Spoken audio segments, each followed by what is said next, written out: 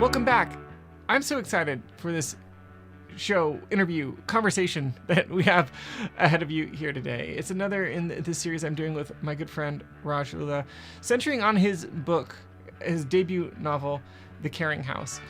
And we try to answer this difficult question of why do we do hard things? Why do we go about this urge? Why do we have this urge, this compulsion to make things that have feeling in them, feeling behind them? And what's that about? Where does that come from? And what should we do with it? They're complex, maybe a little bit existential questions, but it's a rich, deep conversation relevant to anyone who's made something that matters, wants to make things that matter, wants to make a difference in the world. I'll leave it at that. Let's just jump into it.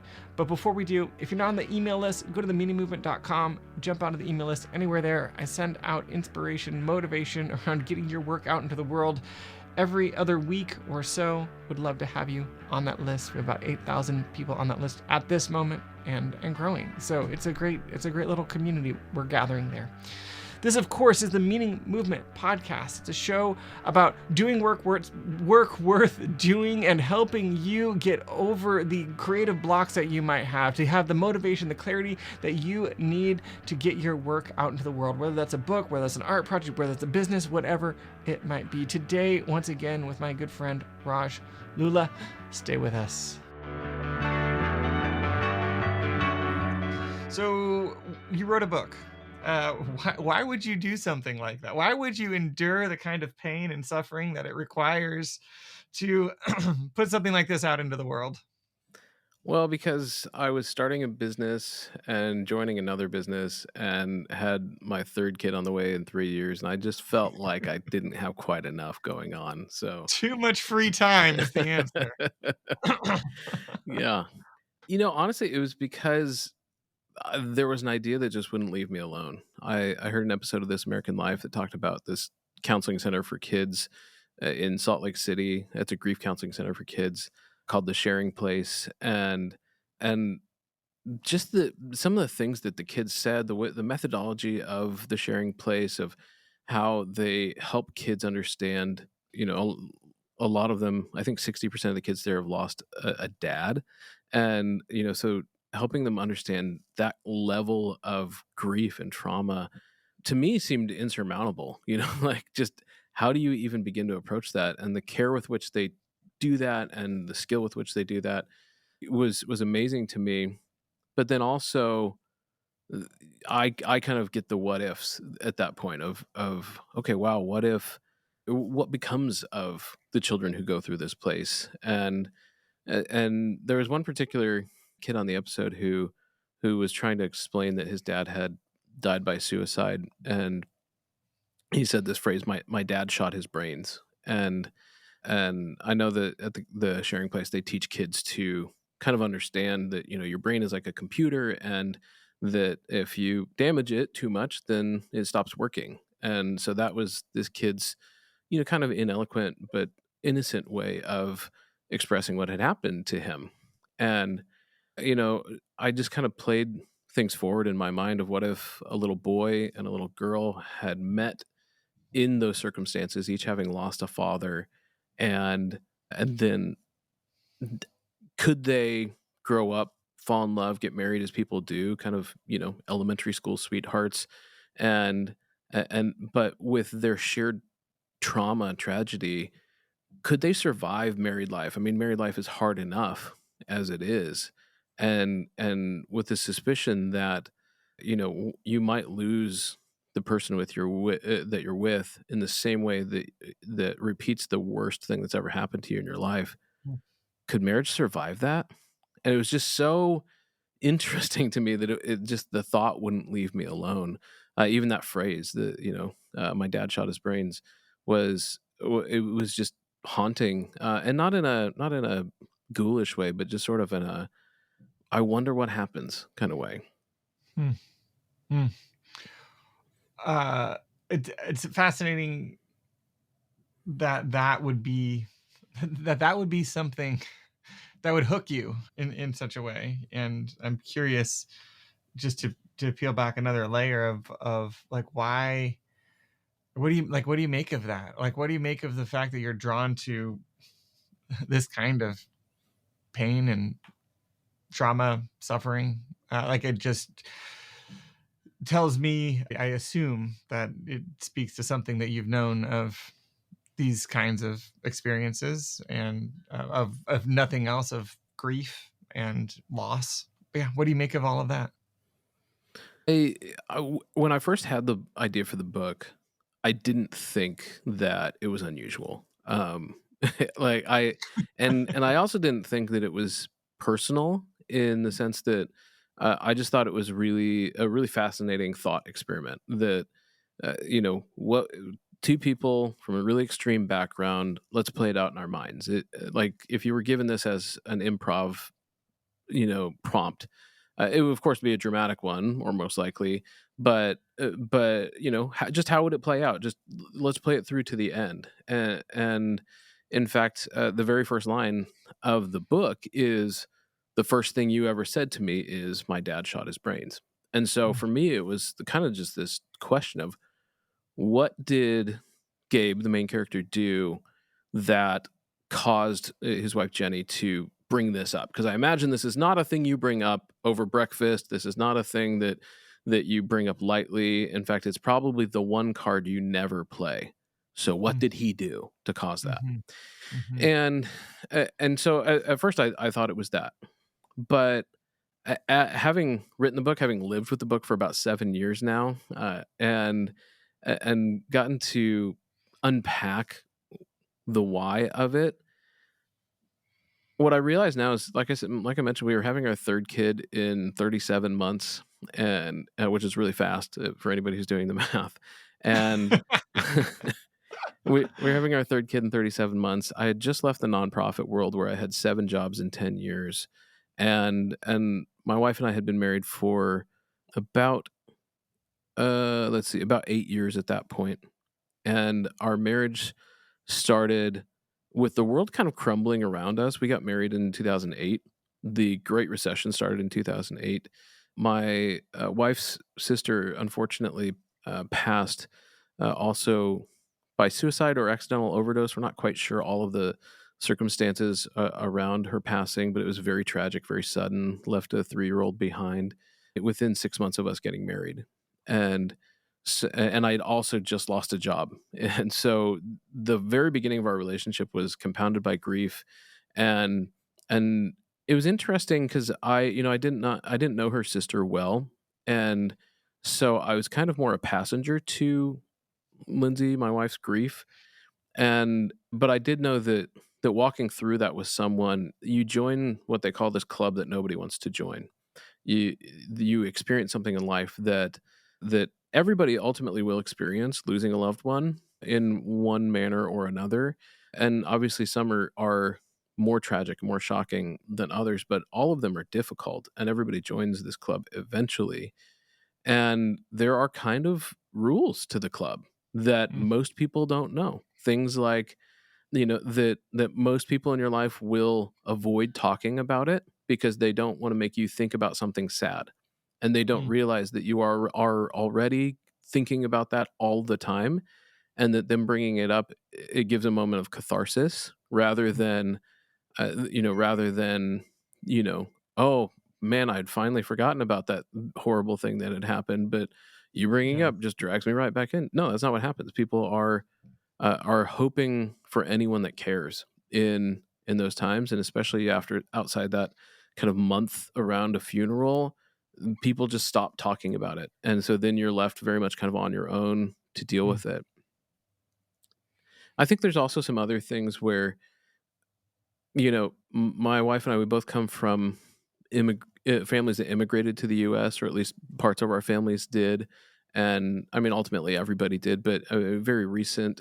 And so it's hard for those types of families, our types of families, to feel like we have a great support system. I mean, growing up, I only had half of my grandparents in the U.S. The other half was in India, and so it's not like we could just call family over when we needed something. And so there's this sense of isolation.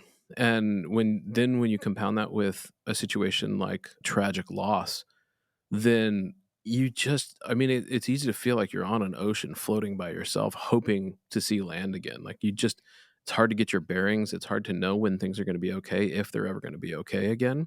Hmm. And so there were some really formative experiences, especially early in our marriage, that I think I was still trying to process. We also had a couple of miscarriages before we had our first, who's healthy. And and again, this is all in the midst of losing 7 jobs in 10 years. And so, I mean, there was a good decade there where it just did not feel like the hits would ever stop coming.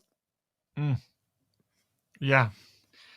I mean, it just it feels so true to my experience of life that like we do the things that we do because we think that they're great ideas, or I mean, I'm just thinking about even the choices I've made in my career, even going into ministry early in my career, thinking that this was a choice, and I don't know, and then it becomes kind of this another dimension emerges that's like, oh, this didn't just happen. This didn't just happen out of the blue. It's not like Yeah. um, these things stuck in us, in our minds, in our hearts, in our souls, for no reason. But there's a lot of context, a lot of story that goes into it that compels us to do the things that we do. Yeah, it's funny because I was actually talking with the director of the Sharing Place about the book, and it was a wonderful experience, and only confirmed what a great organization that is.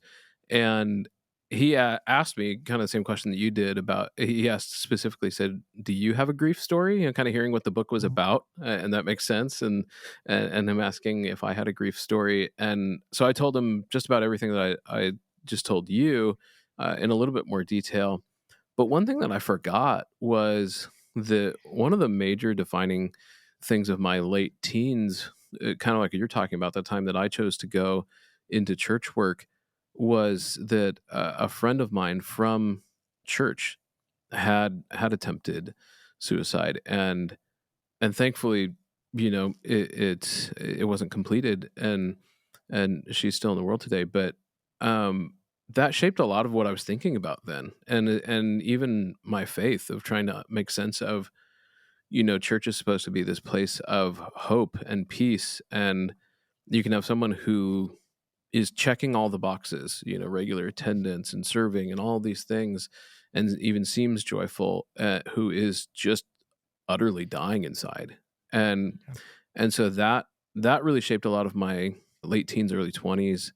And then for that next 10 years following that to be, and to involve a lot of grief and loss, Mhm. it just kind of felt like this is the way that the world is, Yeah. and from about 16 to, you know, 31, 32, it Mhm. just is like, well, life is pain. That line in The Princess Bride, life is pain. Anybody who tells you any difference trying to sell you something.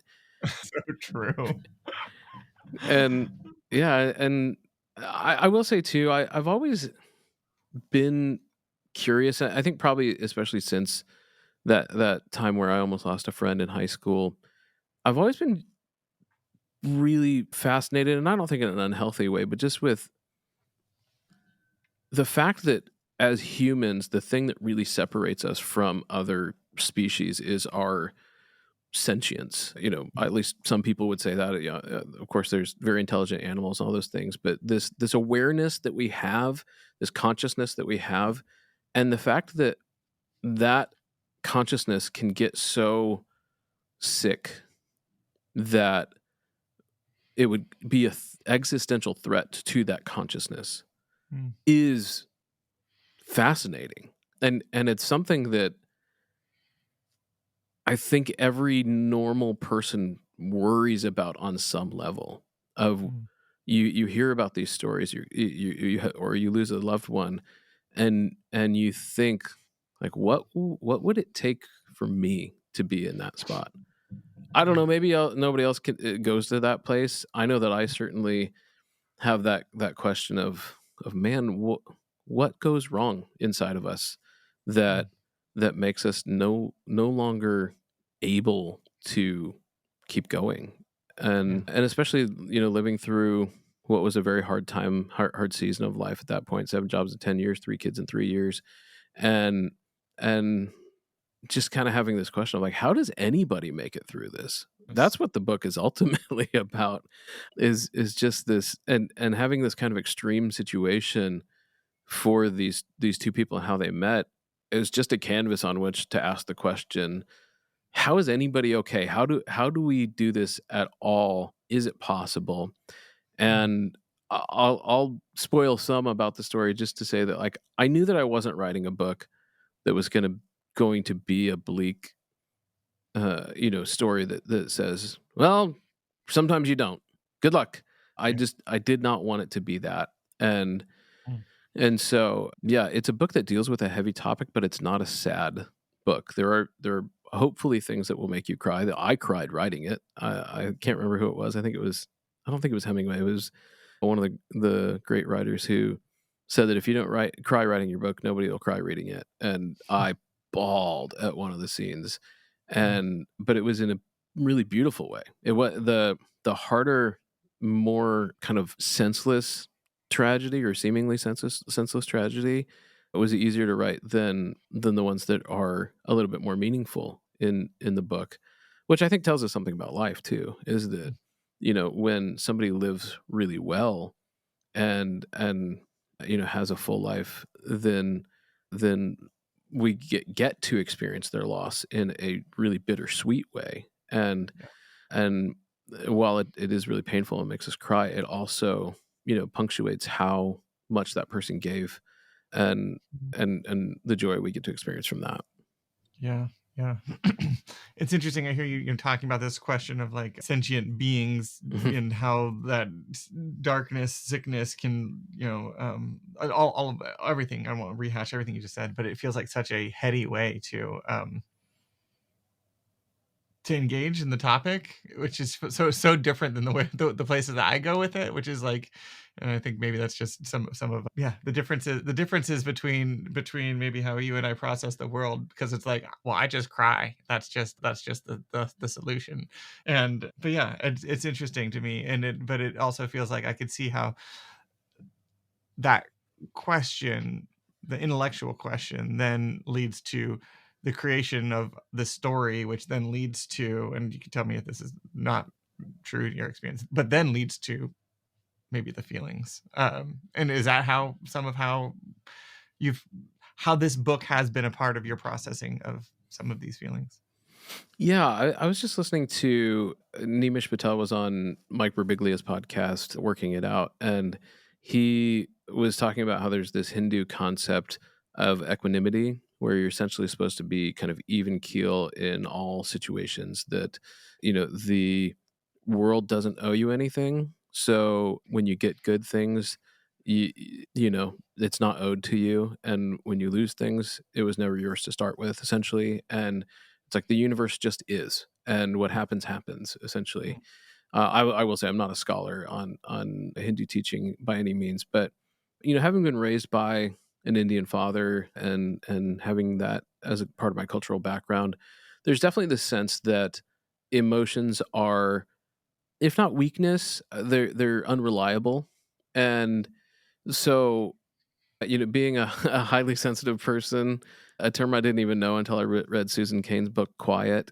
Being that, and that was in my 30s when I read that book. So being a highly sensitive person, being raised in a culture that doesn't really value the emotional experience, I, and my dad is an engineer as well, and so like approaching an emotional issue with kind of a cold intellectualism for me is sort of a way to work it out, to I, I the first time I went to therapy, I was 24. Lindsay and I had just gotten married. I had just lost a job in a really horrible way. It was a toxic environment, and I was fired from my first job, not for performance or anything, really just culture, politics of the organization. And I went to therapy, and to me it was to mechanically fix panic attacks. It was like, I can't go to the grocery store without like hyperventilating. So can you fix me? It felt very mechanical. Mm. And so sometimes I have to approach, or I feel like I have to approach emotional issues from that direction. And I think if we're all honest with ourselves, we sort of all do that. You know, the characters in this book certainly are aware to a point, and they've got the language that they were given. And by the way, the book is based on The Sharing Place, but is a very, very fictionalized version of it. In fact, it's called The Caring House. Maybe not the most creative title in the world, you know, based on this. But I didn't want anybody to confuse the quality of care that these folks may or may not have gotten in the book with the quality of the real life place, which is why I did not use the actual name of the place. But I do hope to really support The Sharing Place through the launch of this book, because for one, it was such a huge inspiration to me, but also I just think that the work that they do is so needed. And so anyway, first time I went to therapy, I thought I was fixing that, and I think that we all kind of, you know, approach the world in that way where everything seems like a mystery to us, of like, gosh, I don't know why I'm angry right now. And then the people around us are like, well, is it because you just lost your dad, or is it because you know, just lost your job, or how are you feeling about finances, or what? You know, it seems so obvious to everybody else, but we Mm. feel so alone in those experiences. And yeah, for whatever reason, my particular circuitry just finds it easier to intellectualize the questions about how I'm feeling Yeah. than you know, for you, you're like, I just cry. I was like, yeah, that'd be nice. In some way, it's like, you're probably a It lot is more to a emotionally point, healthy and then than it I gets am. old.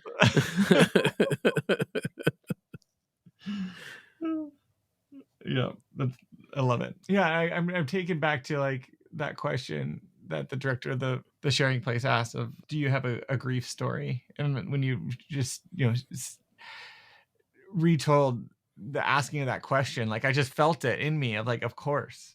Yeah, And I feel like the answer to that question, no matter who we are, yeah, who is the reader, the listener, it's always yes. There yeah. isn't a way to be in this world and not have a grief story. Maybe it's not a capital G grief story. Maybe you haven't lost someone, but you've lost something.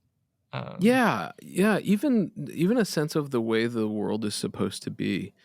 You mm, know, I remember, I think it was 2nd grade, 3rd grade, it was around there. I remember trying to explain to one of my classmates that my family was from India. My name is Raj, full name Rajesh, and so, like, it's not a secret to anybody that I have this history. But at the same time, growing up in Nebraska in majority white schools, and every substitute teacher, I would just say here when it got to the pause on the list, because it was like Scott Lewis. It's like, yeah, I'm here. It's Raj. You can skip the rest of it, you know. And so, you know, I remember trying to explain to a classmate where my family was from, and I'd been there, went there in kindergarten, then went there again in 4th grade, and and so he came back the next day and he was like, "Oh, my mom explained it to me.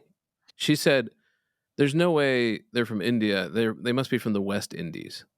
And it's like, the number of times in my life I've been confused with Native Americans, and now apparently the West Indies, Hispanic, and very rarely the actual Indian that is my heritage.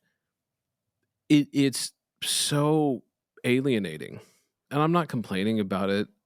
But it is to say that, I mean, from you know, 7, 8 years old, I was aware that I didn't have a rootedness in our state, in our city, in our region, even in our country, in the same way that my peers did.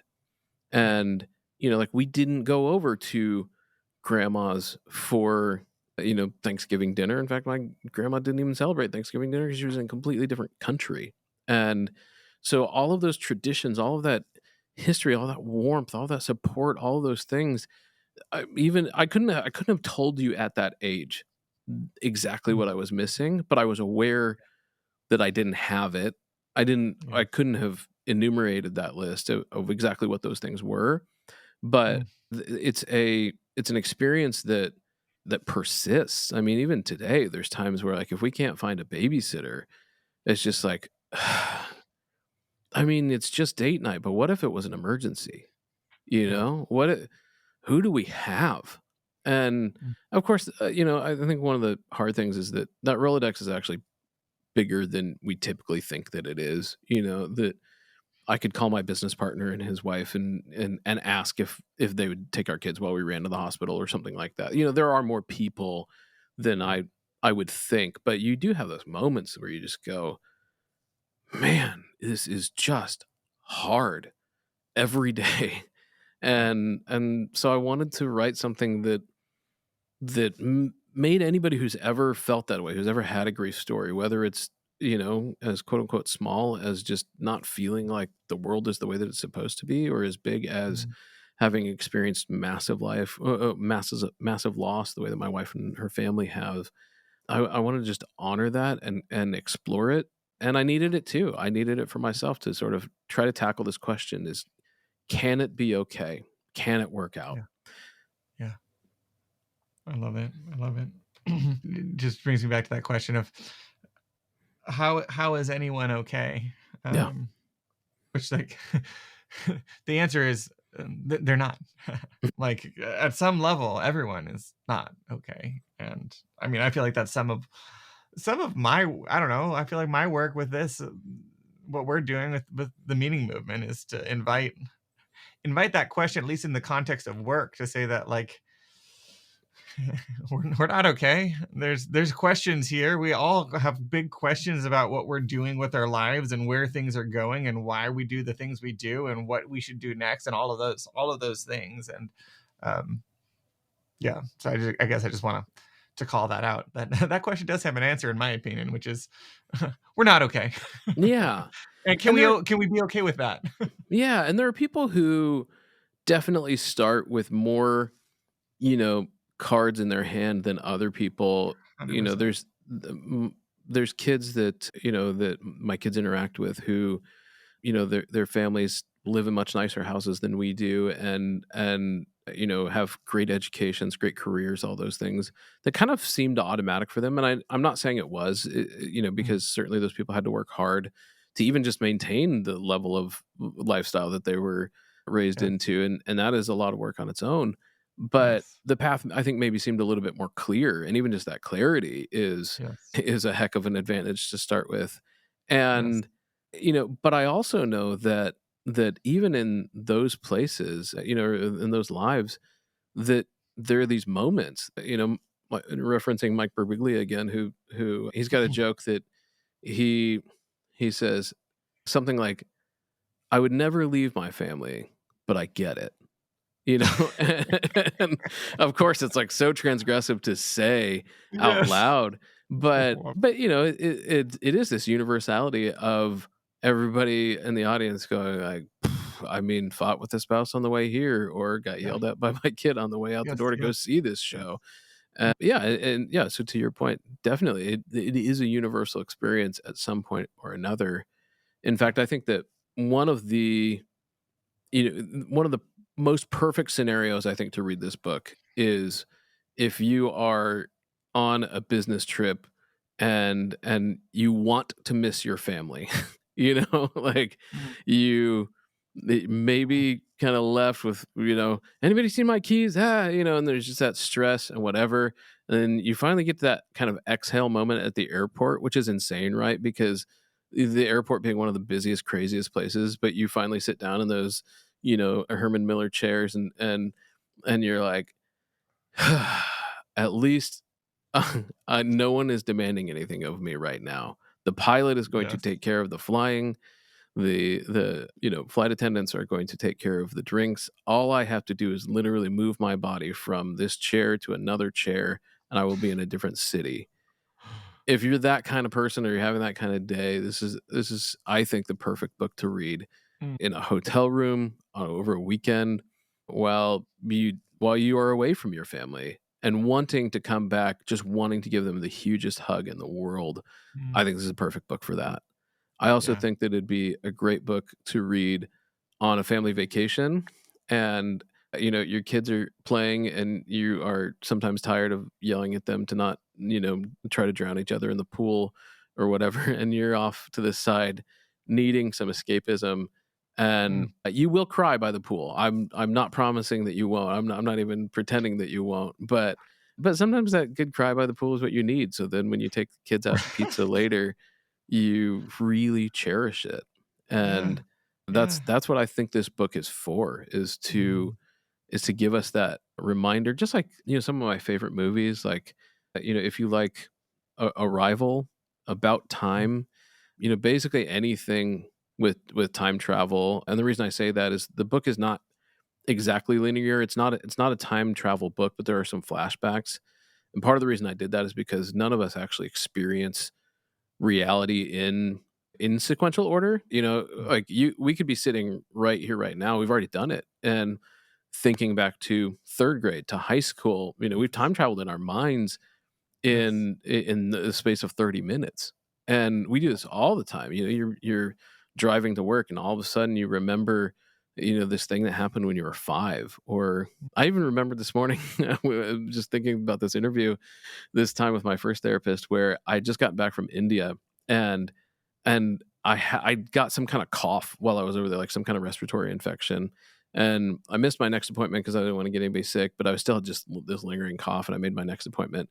And there was something about the AC kicking on his office or whatever that just like made my throat tickle so bad, and I was like, I was just coughing. I was like, "Can I have some water?" And he said no. He's like, "I don't have any." And I felt so abandoned by my therapist in that moment. And this was like, 15 plus years ago at this point. And what a weird thing to think about on a Friday morning Yes. in 2023, of just this one like moment of feeling abandoned by my Mm. therapist, 15 years ago. We do this all the time. And part of that, to your point about the meaning movement, is like making sense of our own story is a Mhm. lot more difficult than we think. All of Yeah. these things happen so fast. They happen Yeah. both so fast and so slow. Like the major movements of life happen really slow often, and then the onslaught of day to day, where you don't know what's going to be important 5 years from now, is just so Yeah. relentless that Yes. it's really hard to make sense of things. And so, the book, has it's not a time travel book, but it has kind of that sense of like we have to go backwards to go forwards and Mm. to make some sense of our story. Yeah. I love that. Yeah. And I think it's absolutely true. I think yeah, that's a great place to wrap up. And I know I've yet to finish the book, but it lands lighter than the premise sounds at first pass. And in all the ways that you describe it, it sounds like a I don't know, it sounds like a feel good, but I don't know, but like a real feel good kind of book, the way that you describe it. I don't know if that makes sense. It's not I guess Yeah, it's not just sugar, it's not just like but it's meaningful. It's heartfelt. the the thing about Gabe, the main character in the book, is that I allowed him to be the things that I am probably too afraid to be. In Mm, terms of, he's very snarky about the things that have happened to him. And yeah. and so he's got this sarcastic edge, which makes the book feel a lot lighter. Just to start with, is that you get that he kind of realizes how absurd life is, and even loss, and grief, where it's just like, oh my gosh, like we're on this really insane roller coaster, and he's got a sharp wit about it, and his wife Jenny does too. But in the process of him trying to get where he needs to go, he also, needs to understand how much of a defense mechanism that is. And Yeah. the humor that propels you through a lot of the first half of the book starts to turn into more genuine moments. And again, Mm, and this is some of the stuff that I experienced, where I was a, I don't even know what the proper term would be, but overweight, chubby, whatever kid in elementary school. And I learned by the time I got to junior high that if you can be the fastest wit, it doesn't matter what anybody says to you, because you can beat them. mm, And mm, and so it doesn't matter if you're stronger or any of those kinds of things. I've never got beat up in my life, and part of it's because I'm a big guy, I got broad shoulders, but part of it too is like you just take somebody's knees out with a cutting remark, and they'll leave you alone. And but they'll leave you alone. And so it's not a way to live. It's a way to survive, but it's not a way to live. And this book is, like you said, hopefully genuinely heartwarming in the sense that we get past that surviving and how to actually live. That's good. I mean, that sounds like a good takeaway for everyone. Yeah. Thanks, Dan. Thank you, Raj. Once again, thank you, listeners, for tuning in. You can find links to Raj's book in the description wherever you're listening to this podcast. Also, in our show notes at themeaningmovement.com. If you're not on the newsletter, get there. It's great. I'm sending out inspiration every other week or so, give or take. Here's what I'd like to invite you to. In supporting Raj, I'm so moved by this book, so moved by what he's doing with it, how much he's sharing with us about it. I wanted to invite the community to get behind him in an effort.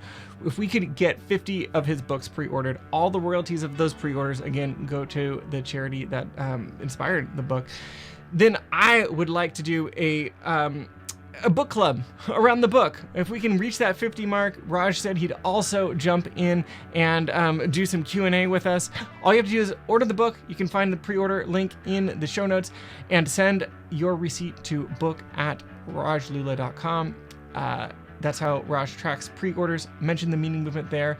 And if we can get 50, then we will, you'll also get the ebook. I forgot to mention that. If you send that over, he'll send you the ebook as well. It's a way that we can support him, a way that we can be together, create a community moment around this book and with each other. I'm excited to talk with many of you live in those chats. So let's see if we can get there. Find his book. Tell your friends if you know people who like books. And we'll be back next week for more in this series. Can't wait to share more with you. Thanks so much for listening. See you next time.